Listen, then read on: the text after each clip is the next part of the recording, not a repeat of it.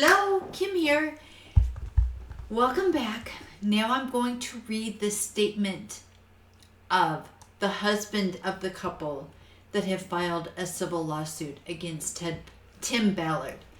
Now the husband's initials he's going by are FT. He says those are not his real initials. That's just what he's going by. So, he has a section. He's saying surviving Tim Ballard. I've been dreading the thought of writing this down and having to relive what has been the absolute worst year of my life. The last few months in particular have been an absolute nightmare.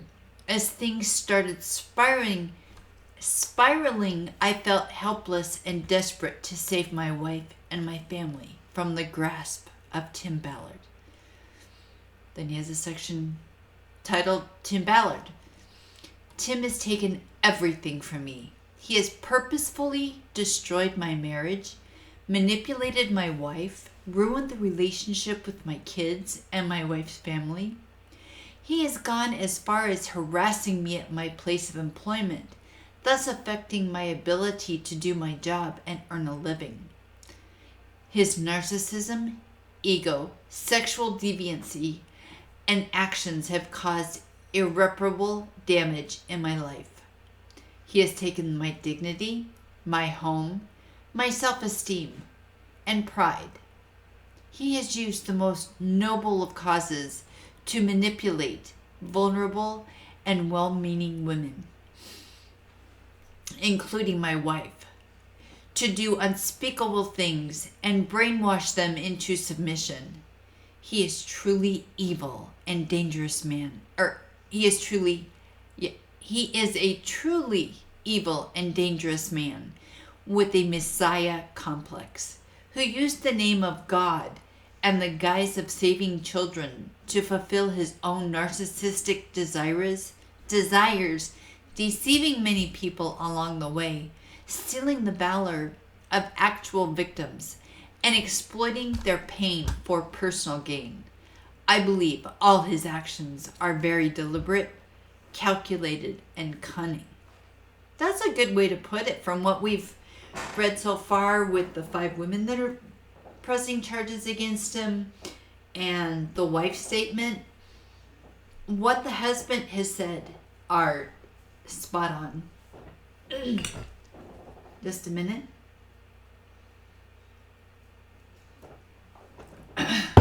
And now we're on to the context. Excuse me. I feel in order to tell the story, I need to provide some context on AA, our marriage, as well as myself. Prior to introduction to Operation Underground Railroad, AA and I had a very good marriage. We have been married for 10 years and together for 12. Like any marriage, it's not perfect, but it was filled with love, affection, care, trust, and devotion to each other. I have heard numerous people refer to us as a power couple or mention relationship goals when referring to us. Take that for what you will. I believe we both deeply care about each other and most importantly trusted each other, and he did put trusted. I have never in my life trusted anyone more than AA. Because of my trust for her, I never got jealous, often to her playful annoyance. AA was always the light in every room. She had a very bubbly personality, an incredibly infectious laugh, and made everyone feel special and loved. She was selfless to a fault. She was/is a truly amazing person.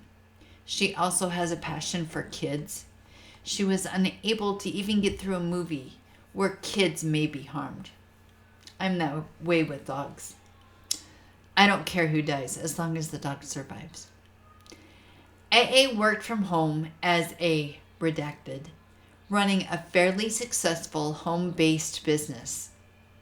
I work in redacted, which allowed us to have our evenings, weekends, and holidays together. Our free time was usually spent with the kids, with AA's family, being active, or just bumming around the house.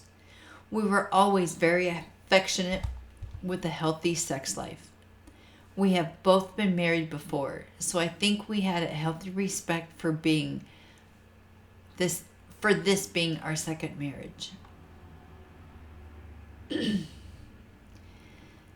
um, since AA's previous husband traveled a lot for work, which eventually led to infidelity on his part, from my understanding. It was important for AA to have a stable, boring life. She said she wanted someone to be home at night, someone who she could trust. Hang on just a second.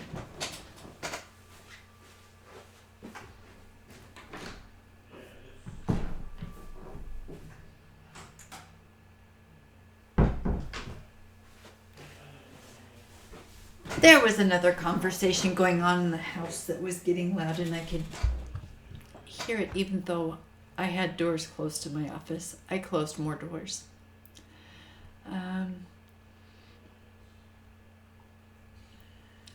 So we're going to start this whole paragraph over. AA worked from home as a redacted, running a fairly successful home-based business. I worked in redacted, which allowed us to have our evenings, weekends, and holidays together. Our free time was usually spent with the kids, with AA's family, being active, or just bumming around the house. We were always very affectionate with a healthy sex life.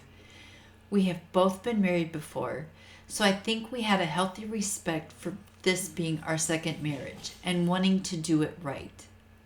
Since AA's previous husband traveled a lot for work, which eventually led to infidelity on his part, from my understanding.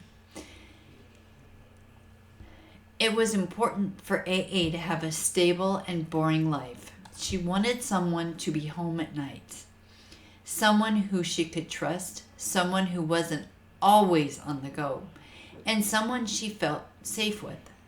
I took that to heart and tried to provide that lifestyle to the best of my ability. I also want to point out that the kids are not biologically mine. But from very early on, they became my kids. I wanted to be the father I never had. And I wanted AA to feel loved every day, probably to a fault at times.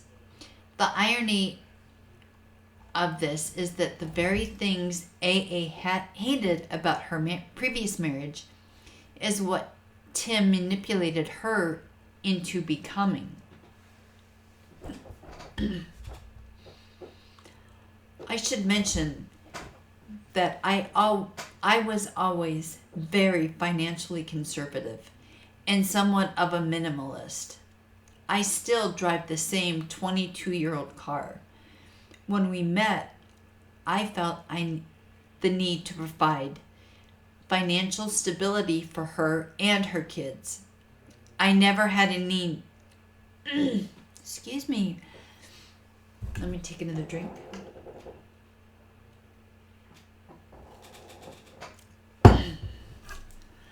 I never had a need for a fancy lifestyle and felt that I would rather sacrifice instant gratification to take care of what needs to be taken care of.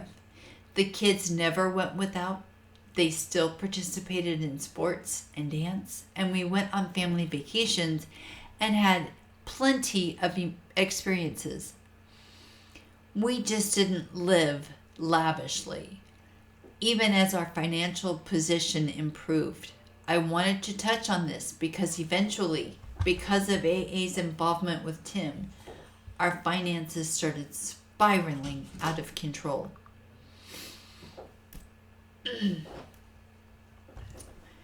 Sometime in the summer of 2021, AA was introduced to OUR, her passion immediately took over, and she decided to sponsor a fundraiser for them. She worked tirelessly over the course of a few months to make that happen. Once AA gets passionate about something, she becomes obsessed with it. I helped her as much as I could, helping leverage some relationships to get donations, setting up websites,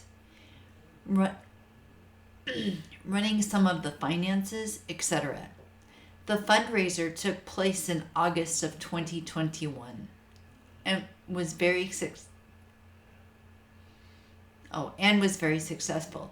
She had a great turnout and raised close to $25,000. Looking back in hindsight, it's quite sad to know that $25,000 probably didn't even cover one of Tim's operations. Considering the 5-star hotels, first-class tickets, and alcohol bills that I would later see. After the success of her fundraiser, AA was offered a job at OUR, working in community outreach. She was in charge of volunteers for several states. It seemed like an entry-level position, but again, AA gave it all she had. She attended and supported every event she could, even covering for her counterparts, who seemed to not take the job as seriously. Again, I tried to help when possible, volunteering at multiple events, running booths, selling numerous merchandise, etc. All for the good of the cause. All for the good of the cause she believed in. Every dollar raised was going to help save a child in her mind. Excuse me for just a minute.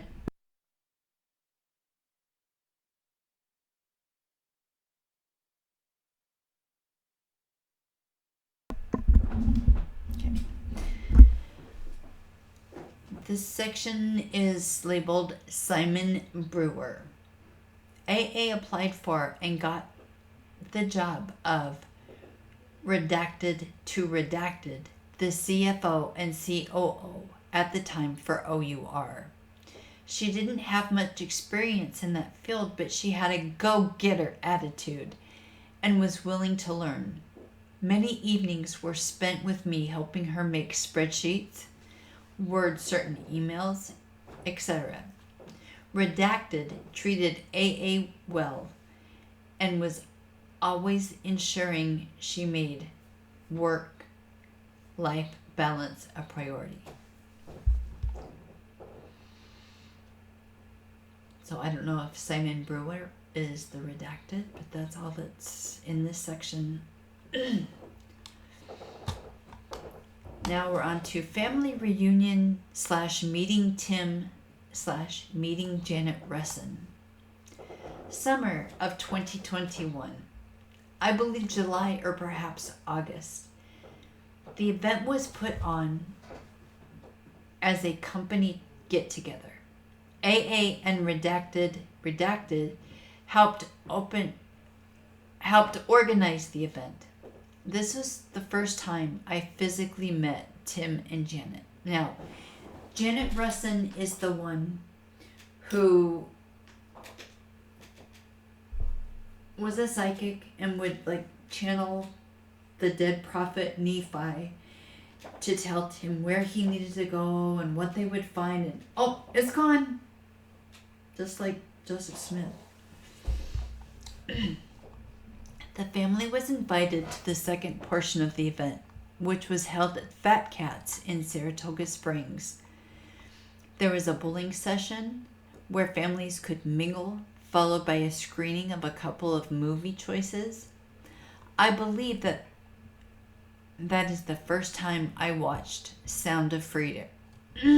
Sound of Freedom, since that was available as one of the choices. I thought the movie was well done, but it seemed a little far-fetched, and it seemed like it probably took many liberties with the story. Now, I am going to say, from what I've heard other people say that have watched the movie, researched the movie. Sound of Freedom was maybe 95% made up or glorified and 5% actual things that happened that Tim Ballard did. 5%.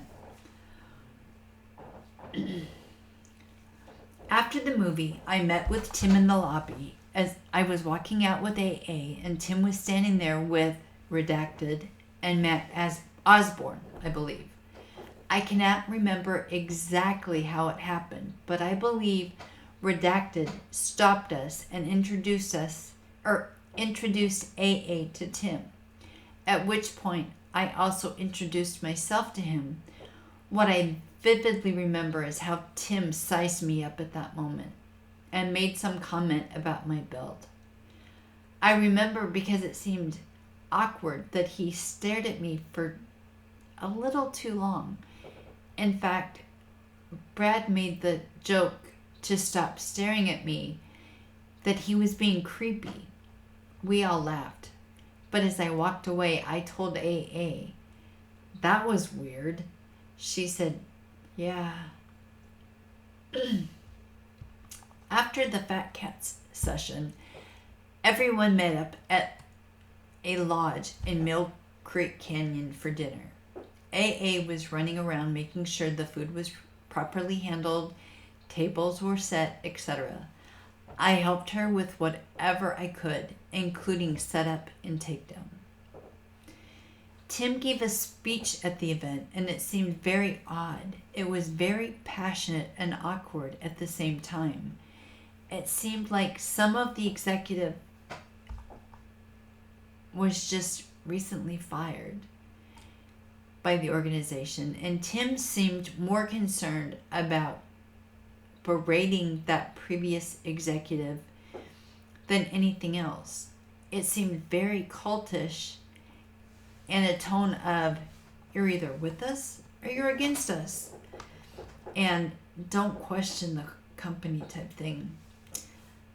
That sounds about right from what we've read before. You weren't supposed to question Tim. You weren't supposed to tell anybody anything. You had to be out with them. I thought it was particularly odd to do this on stage in front of other employees, given that it seemed like an HR issue sort of thing. During the mingling period, I also met Janet Russin for the first time, and only time in person. What stood out to me, especially in hindsight, was what Janet said to AA. After some brief conversation, she looked AA up and down and said, "I have a feeling I will be working with you a lot in the future." I talked it up to just being kind of weird and did not think much of it at the time. Now looking back, I get chills thinking about that moment. After the event, I remember AA, redacted husband, and myself were left to do the final cleanup. I thought it was a little strange that Tim didn't stick around to help afterwards. I guess he was too important. Now we're on to Time with Tim Ballard.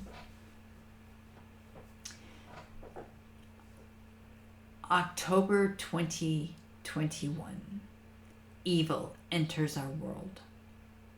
Sometime in October of 2021, AA tells me that she was working late at the OUR building in Redacted's office, and Tim walked in unexpectedly. Tim tells her that he had some supposed revelation and that he saw her face and didn't even really know who she was, but knew that she needed to be the next female operator on the upcoming mission. He tells her that he cannot believe she's here at this hour when he just happened to drop by, and that was a sign from God. AA asked me my thoughts about her going on a mission.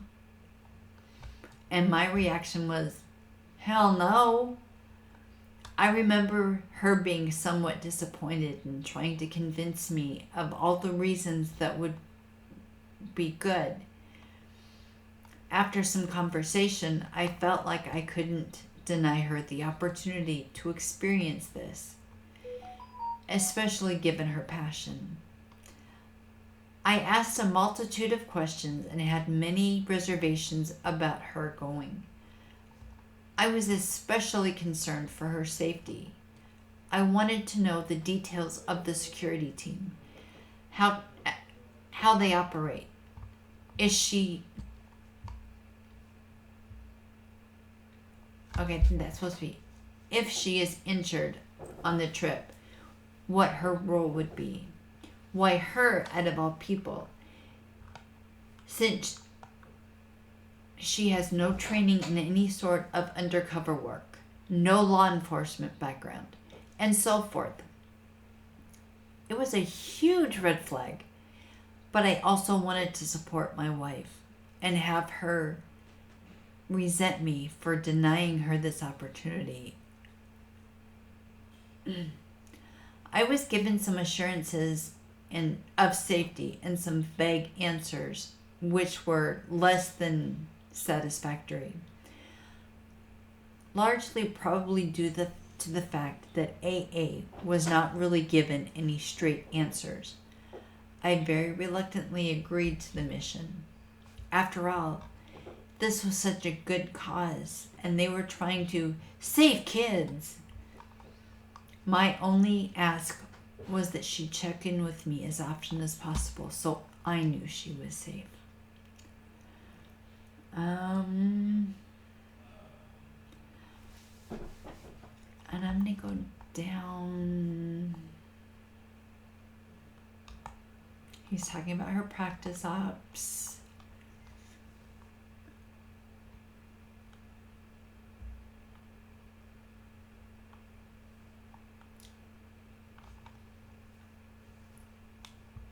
Talking about how there were times when AA had to basically get naked, and FT was very shocked, and they spent $600 for the boudoir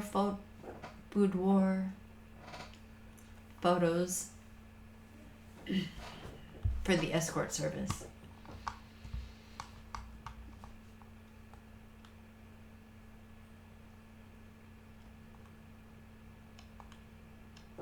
And every time FT questioned her about them, she's like, well, I don't want to disappoint Tim. So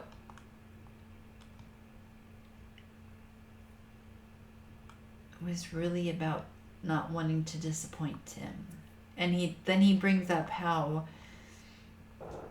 while she was doing these operations, Tim kept assigning her more and more administrative things to do.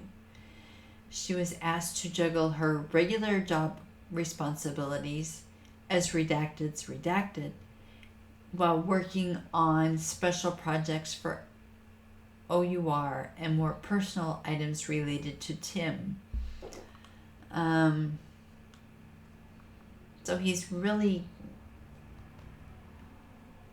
going on about how, she's doing all this work.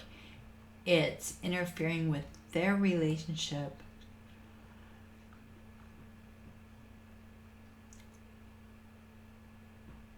Okay, and then here, in May of 2023, I won an all-expenses paid awards trip to Cancun for me and a guest. I was extremely excited for the award, and even more so for the vacation AA and I could have on our own at this unbelievably beautiful resort. I ended up extending the vacation by 3 days on our own dime prior to us leaving, so we can have some extra much needed time alone. I asked AA on many occasions if we can please just set aside for those 6 days and focus on us. Just disconnect and be together. As I was promised, that would be the case. It wasn't. Tim kept her preoccupied the entire time. It was so hurtful and frustrating and caused more damage to our relationship, thinking, I'm your husband and I need you. He has a wife of his own. Let him talk to her. But if I brought it up, it would cause an argument. Which I think Tim was pretty much planning on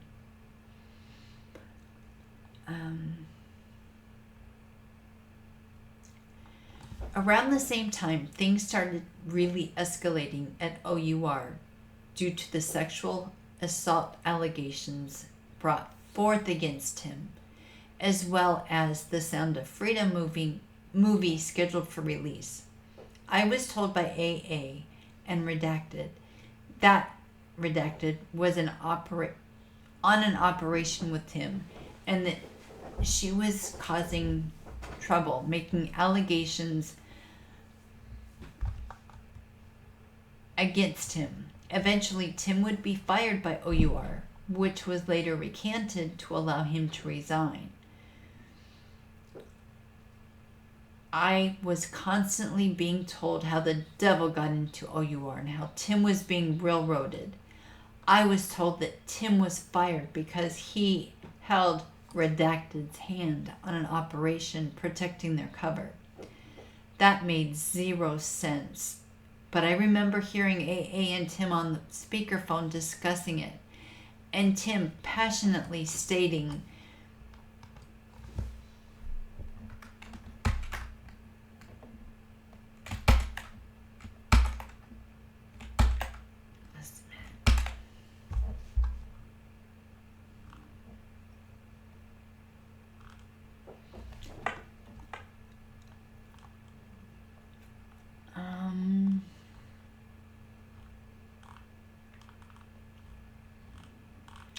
just a minute. I enlarged some of the pages, and now I've lost my place. I'm back up into the wife's statement, which we've already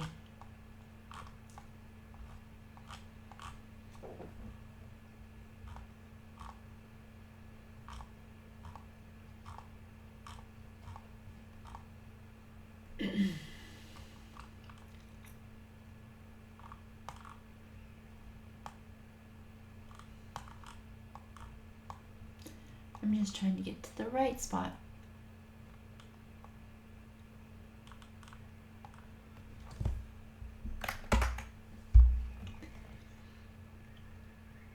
We're almost there.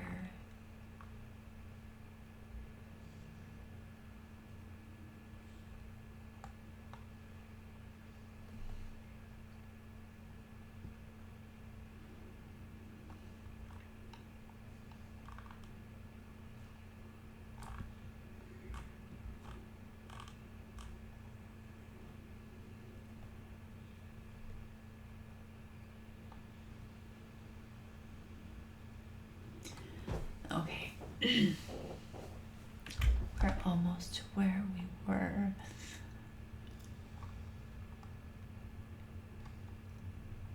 Okay. And Tim said that she had no other option than to trust Tim. Eventually, AA received a termination letter from OUR. Not long after Tim, it did not lay out any of the promises Tim made. Specifically, the negotiated 1-year service that Tim promised. It actually laid out in strong language that seemed like AA was getting fired and was not eligible for re-employment. I got really concerned about her. I got really concerned about that and immediately reached out to AA. AA was on a plane with him when I reached out via WhatsApp. Tim reassured her that it was all a mistake and spun it.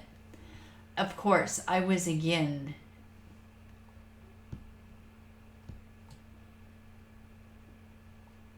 becoming the bad guy, questioning him.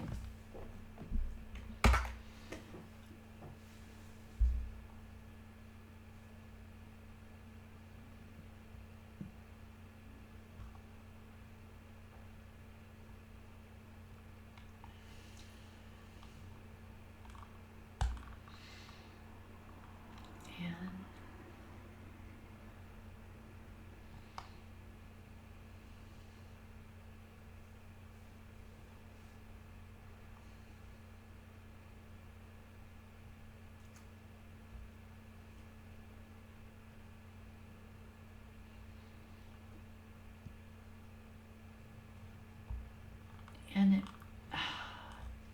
skipped on me again.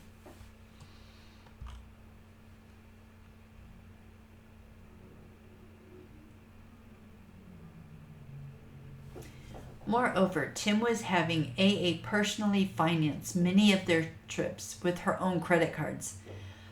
I still, today, do not understand why he would put her in that sort of financial position. This caused a lot of issues between us. Needless to say, not only was AA working on a promise and a handshake with no actual income coming in, she was forced to finance Tim's brand by paying for all the travel, hotels, restaurants, etc. during his Sound of Freedom tour. It was a source of intense friction between us, and somehow it always boiled down to her accusing me of something. The power of this man had over her, and the level of manipulation and brainwashing was unbelievable. AA opened additional credit cards to keep financing things once her main card was maxed out. She put close to $50,000 on personal credit cards, some of which was never reimbursed by Angel Studios, and some by Tim's Rockwell Company. However, for months, she carried this debt, financed his expenses, and seemed like the reimbursement was always just around the corner, but never quite there.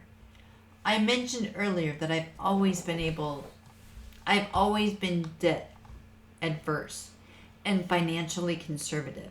So that put a lot of strain on a marriage and how we handled finances. It basically all spiraled out of control with no end in sight.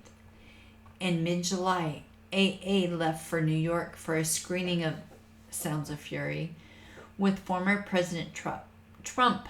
She took my son because Tim promised him he could meet Trump. What a great guy. He was so excited. All I could do was act excited for him, proudly share. I even proudly shared a picture of my son with Trump on social media to support his experience. Inside, I was dying. I needed my wife. She needed to be there. But this was cool, and Tim was cool, so I endured it, and I decided to email her a letter explaining my feelings to it. It was a heartfelt explanation, explaining all my feelings, admitting the mistakes I thought I made, trying to take blame for things I had done or said to add to our current state of marriage. I laid out my feelings of frustration towards Tim and my desires to find a way back to each other. I never received a response.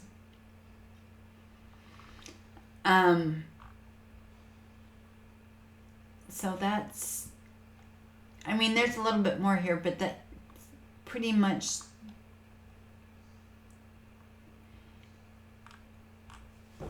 the last of the important stuff. And I can see why this couple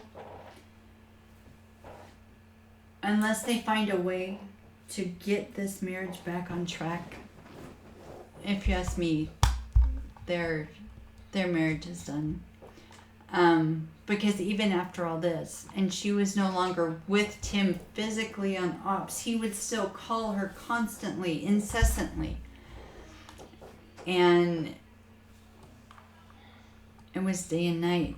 So that's about everything here in the husband's statement. You can read the statement. All the statements of the 5 women, the wife, and the husband are available. I was actually able to view them on KUTV. So if you go to their website, you can view the statements. But he just isn't a very nice, wonderful person that he seems to be, or that he makes people think he is. He's really so narcissistic, and everything has to be about him, is what I'm saying. It's all Tim, whether it's the females that are on operations with him or the spouses or boyfriends. It's all Tim. You know, I really have a hard time with it. So that's it for today. Next, I will probably cover a new Vice news article, but that's it for right now. Have a good evening. We'll see you all later. Bye.